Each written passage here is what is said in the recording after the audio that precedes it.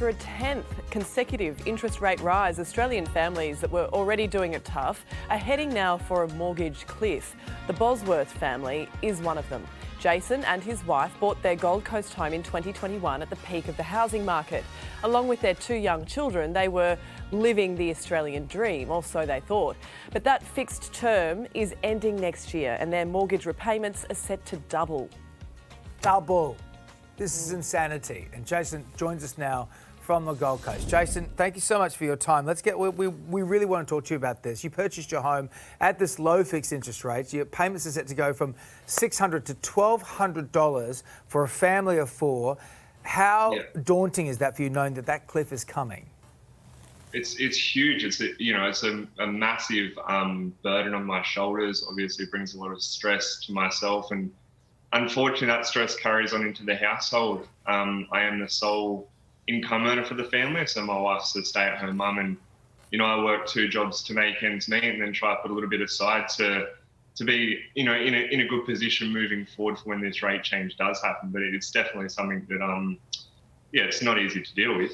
Give us an insight, if you can, Jason, into some of the things your family is doing to cut costs and prepare for that increase to your mortgage repayments.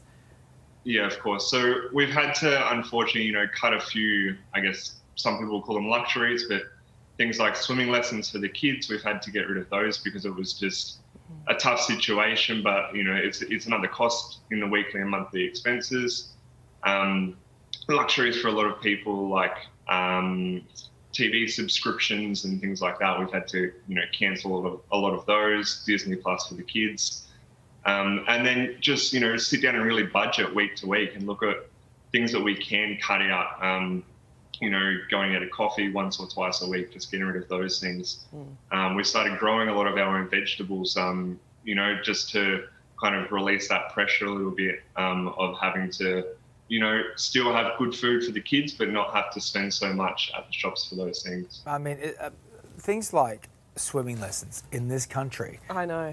That's not a luxury item. And, and when I hear you saying you have to cut that, you talked about the second job you had to pick up too. I mean, that's tough. And you're trying to do other side hustles to raise money. If these interest rates continue to go up, Jason, what's that going to mean for you and your family?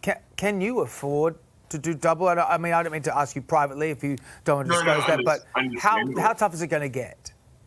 It's going to get extremely tough. Like, you say you've got your main job and your second job, and you do these little things here and there to pull a bit of extra money where you can. But what's the next option? A third job, and then I don't really sleep and, don't have a life with the kids at all. It is very daunting. And, looking further down the track into next year, we definitely have plans in place to hopefully pull ourselves through. But at the end of the day, if we can't, the most important thing to me is making sure that my family has a roof over their head and are safe and comfortable. So if that does mean selling the dream that we've built over the past 2 years, unfortunately, it's going to be a very tough decision that we may have to make. Well, we hope it doesn't come to that, but yours is a story that's replicated right across the country right now, Jason. We appreciate you sharing your insights with us.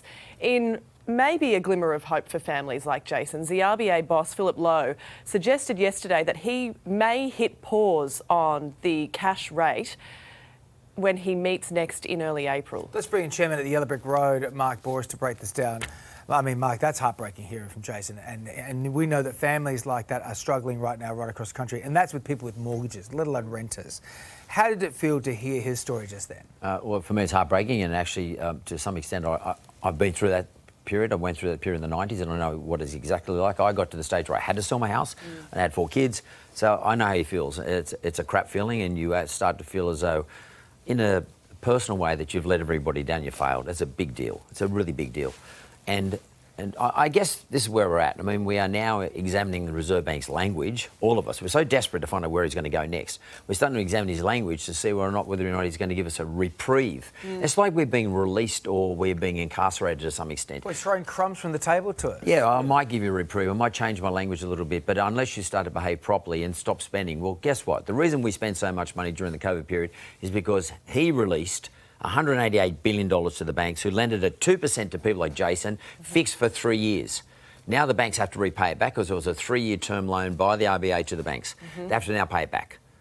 And as a result of the banks can't go give you any more good fixed rates, they now have to give you a bigger variable rate. And then that's causing a problem for Jason. It's not the bank's fault, but it's the Reserve Bank's fault, or at least the Reserve Bank is responsible for releasing this money into the system. So what did you make of Philip Lowe's statement yesterday? Do you believe that he is going to hit pause on rate rises now, or maybe just one more? I think his bank is trying to feel a little bit better. He also said in the last paragraph of his statement, which is like only 6 or 7 paragraphs, he said, in terms of my interest rate decisions, I will now look at global inflation. He's never really said that before. I will look at household consumption, how much people are spending, and I'm going to look at wage price pressure on inflation. In other words, are wages going up too fast relative to where we would like it to be? They'd like it to be in the 3% territory. So he's sort of putting it on us. He's saying if you start paying too much money to your staff, or you're a staff member, you want too much money, it's your fault. Is this overstepping? Do we feel like we shouldn't? Already now, if people are going to go for a loan with the bank will put you through so many hoops. They'll go through your budget and say, why are you spending money here before we lend it to you?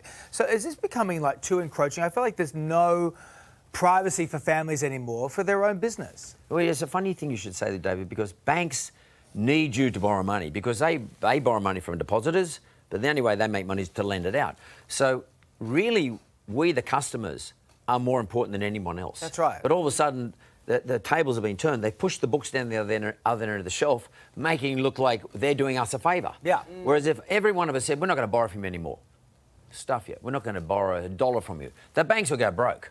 Yeah. Because they've got to pay depositors their return. And it's interesting, they don't get the same return back. So we, the people, got to get our power back somehow. I don't know how the hell we do it. We need maybe the government to step in here. Maybe we need our Prime Minister to get up and say, hey, this is done. We're finished with this rubbish. Let's give the power back to the people. Yeah. There's so much heat in this conversation right now, isn't there? It's great to get your insights, Mark. Mark, We good to appreciate you see coming you. in. See you soon. See you in a month. Yeah. I know. I like it when markets fired up. All right. We'll feel the crunch of the 10th interest rate hike. Second jobs and budget restraints are becoming the norm. Should the rates jump again, one Queensland mum will have to go to drastic measures to stay afloat. Tara Higginson joins us now from Logan. Tara, good morning to you. How are you feeling this morning? Good morning, guys. I'm feeling stressed and worried. Obviously, the 10th consecutive interest rate hike was not expected. So, yeah, times are tough and it's getting hard. Take us inside your life and how you prepare for it and how you deal with it. So I refinanced at the end of last year and consolidated all my debts to make sure that I was able to sort of ride this wave. I did budget now to get to about June, July. With interest rates, I expected them to continue to rise in that time. When it gets to that stage, sort of June, July, I will need to look at probably renting out a room or something like that here, which I'm not overly keen on, but it's better than losing my house. After yesterday's interest rate hike, my mortgage is now over $3,000 a month. Where do you find that extra money? I'm cutting costs. I'm buying in bulk and splitting things. I'm just trying to cut corners wherever I can. I've even just cut out basic things like caffeine, none of that sort of stuff anymore. Just no more school tuck shops, just takeaways at home instead of actually buying takeaway, just fakeaways. So, just cutting everything down. And what happens to you if it doesn't stop, if it keeps going? I don't want to think about that, to be honest. If it keeps going, it's quite worrying. Obviously, I'm a single income homeowner that, just didn't expect it to continue to rise the way that it is. And it's quite worrying. Like, I know a lot of the people even in the estate that I've built in are feeling the pressures and stress, and even two-income homeowners are feeling it more so, I'm freaking out. No, I can sense that from you, and you're not alone. I mean, the RBA is justifying this by trying to control inflation. Otherwise, things could be more prolonged. Is your anger directed at the RBA, or is it at banks in general? It's the banks and the RBA and the government. Just inflation is at epic heights at the moment because the government gave all the building grants and things like that. They pushed the construction industry, and it's rising. The construction industry is Australia's biggest industry, and to inflate with the building grants and things like that, it's pushed everything up. The cost of living has increased dramatically, and inflation's obviously going to rise because of that. What would you say to the government if you had Anthony Albanese listening right now? I'd say you're not necessarily Anthony Albanese is to blame, but they have created this boom in inflation in regards to, the construction industry booming like it is, the supply and demand, even just diesel prices, for goodness sake. Diesel is a byproduct of petrol, and yet it's higher than petrol prices at the moment because supply and demand, it's ridiculous. Yeah. You've got a hold of it all, and we wish you all the very best, and stay in touch, yeah? You're not alone. And if you're at home and you're feeling this kind of pressure, let us know on our social media platforms. And hey there, Today fans. Sarah and... What's my name again? Oh my goodness, Carl. Hey, thanks for watching our YouTube channel, though. Subscribe now for more news, special reports, and amazing Aussie stories. And Carl misbehaving, Whoa, of course. That never happens. Always happens. What's she talking about?